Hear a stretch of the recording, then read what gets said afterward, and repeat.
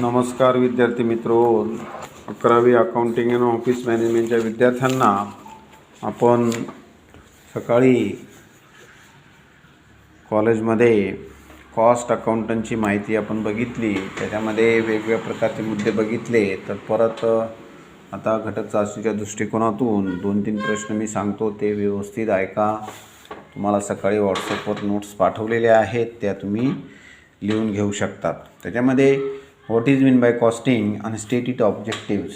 Cost accounting is the application of costing and cost accounting principle, methods and techniques to the art, science and practice of cost control and ascertainment of profitability. Cost अकाउंटची जी principle आहे त्या प्रिन्सिपलनुसार cost account maintain केलं जातं. Cost accounting has been defined as the limitation of financial accounting. This is a science, art and practice of cost control or cost account. Cost accounting is a system of recording in the accounts of material used and the labor employed in the manufacturing of a certain commodities of the particular job. अशी ही definition जी आहे ती cost अकाउंटची आहे. Cost accounting is a system of recording in the accounts of material cost, labor cost and practice of all the manufacturing commodities of the expenses is called as cost accounting. Definition मी सकाळी पाठवलेली आहे, ती बघा. Cost accounting is a system of recording in the accounts of the material used and the labor employed in the manufacturing of a certain commodities of the practical jobs. हे तुम्हाला मी मागे व्हॉट्सअपवर सर्व नोट्स पाठवलेले आहेत, त्या तुम्ही व्यवस्थित बघा. Object of cost accounting. Object of cost अकाउंटिंगमध्ये पहिली आहे असरटेनमेंट ऑफ कॉस्ट. सेकंड आहे cost accounting is the full fixation of the selling price of the product. Cost accounting जी आहे ते असरटेनमेंट कॉस्ट केली जाते. त्याच्यानंतर सेलिंग प्राईस जी फिक्स जी आहे ते fixation of the selling price केली जाते.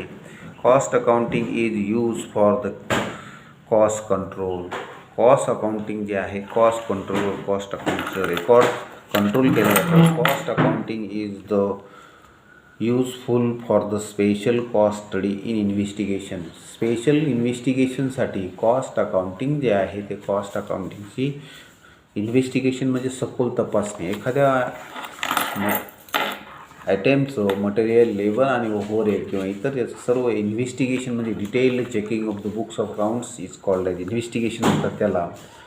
Cost accounting is the useful the preparation of financial statement. Cost accounts use financial statement जे आहे ते स्टेटमेंट तयार करण्यासाठी सुद्धा कॉस्ट अकाउंटचा वापर केला जातो. Cost accounting provide the fast information. Cost accounting जे आहे त्याची इन्फॉर्मेशन जी आहे ती एकदम फास्ट पद्धतीने केली जाते. Cost accounting is useful to ascertaining the profitability. अशा पद्धतीने कॉस्ट अकाउंटचे ऑब्जेक्ट जे आहेत ते तुम्ही बघा. 7-8 ऑब्जेक्ट मी तुम्हाला व्हॉट्सअपवर पाठवलेले होते, ते लिहून घ्या किंवा त्याचे झेरॉक्स करा, तुम्ही काढून घेऊ शकता. कॉस्ट अकाउंटिंगचे ॲडव्हान्टेजेस आहे. Cost accounting is helpful in performance of management functions. Management function जे आहेत म्हणजे मॅनेजमेंट डिसिजन जे आहेत त्यामध्ये मार्केटिंग, सेलिंग, द फॅक्टरी सर्व डिसिजन जे आहेत त्यासाठी कॉस्ट अकाउंटिंग हा नेहमी फायदेशीर ठरत असतो. Cost accounting is helpful to fixing the cost and selling price. हे ऑब्जेक्ट म्हणजेच ॲडव्हान्टेजेस आहेत.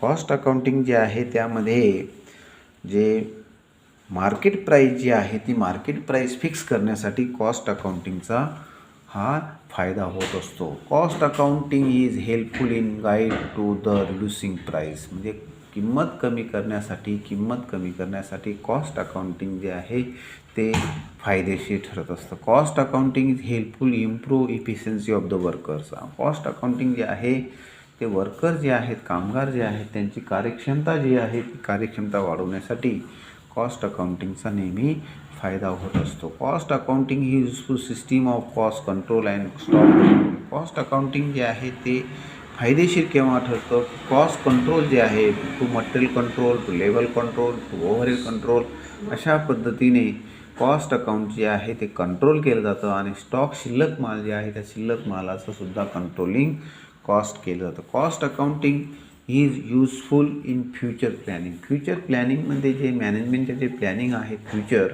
त्या फ्युचर प्लॅनिंगसाठी कॉस्ट अकाउंटिंग जे आहे ते कॉस्ट अकाउंटिंग हे नेहमी फायदेशीर ठरत असतं. Cost accounting is helpful in government and preparation of future plan. गव्हर्मेंटसाठी कॉस्ट अकाउंटिंग जे आहे ते पण फायदेशीर ठरत असतं. अशा पद्धतीने कॉस्ट अकाउंटिंगचे ॲडव्हान्टेजेस जे आहे त्यामध्ये महत्त्वाचा ॲडव्हान्टेजेस म्हणजे cost accounting performance of functions, management फंक्शनसाठी हेल्पफुल ठरतं. Cost accounting is helpful in fixation of selling price.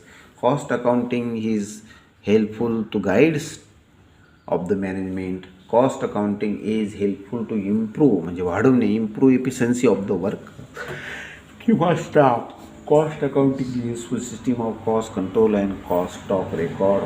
Cost accounting is helpful in the future planning of the functions and cost accounting is government पॉलिसीसाठी helpful ठरते आणि preparation of future plan. गव्हर्मेंटमध्ये ज्या future plan आहेत त्या future प्लॅनसाठी cost accounting जे आहे ते फायदेशीर ठरत असतो. विद्यार्थी मित्र हो, हा विषय तुम्हाला सगळ्यात सोपा करून सांगितलेला आहे, तुम्ही ते बघा.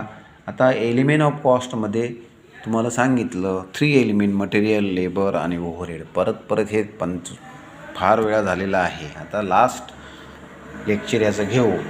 आता मटेरियलमध्ये डायरेक्ट मटेरियल आणि इनडायरेक्ट मटेरियल. डायरेक्ट मटेरियल म्हणजे काय? It is the cost of material of raw material used for the manufacturing of product. It became the major part of finish product. It is also such as process material, prime cost material, production material. लक्षात घ्या, प्रत्यक्ष those material will be actually engage to the production is called as raw material. Cloth in dress making material, timber in furniture making, cotton in textile like work extra. अशी raw material जे आहे ते raw material म्हणजे cloth, नंतर sugar cane असे जे आहे साखर कारखान्यासाठी ऊस लागणार आहे, कॉटन हे टेक्स्टाईलसाठी लागणार आहे.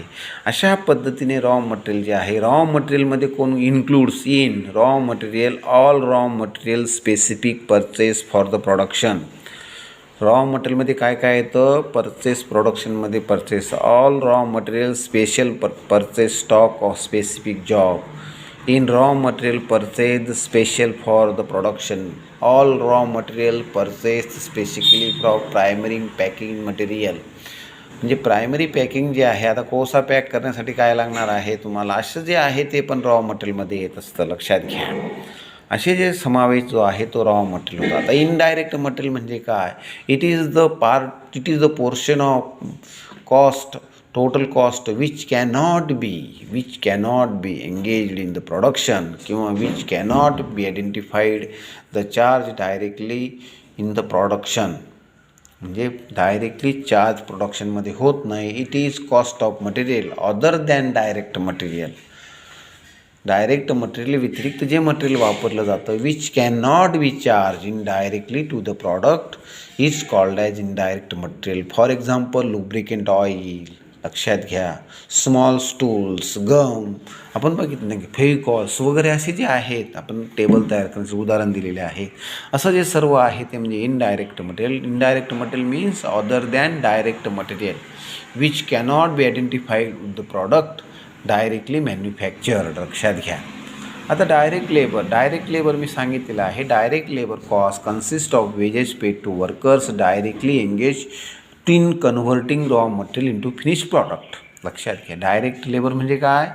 कच्च्या मालावर प्रक्रिया करण्यासाठी जो पक्का माल तयार करण्यासाठी जो वर्कर वापरले जातात. बघा, direct labour cost consist of wages paid to the workers directly engage in converting raw material into finish product. The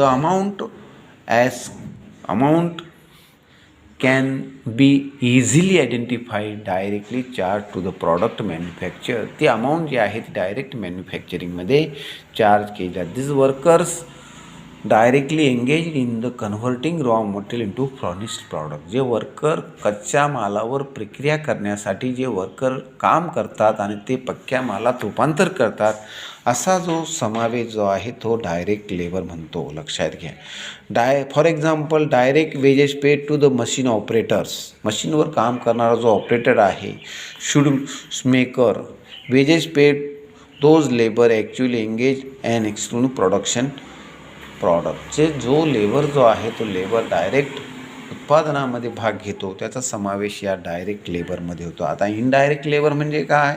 indirect labour is not be directly engage in the production but engage to assist. But engage assist or help in appropriation of production. But assist help to production. Those labor will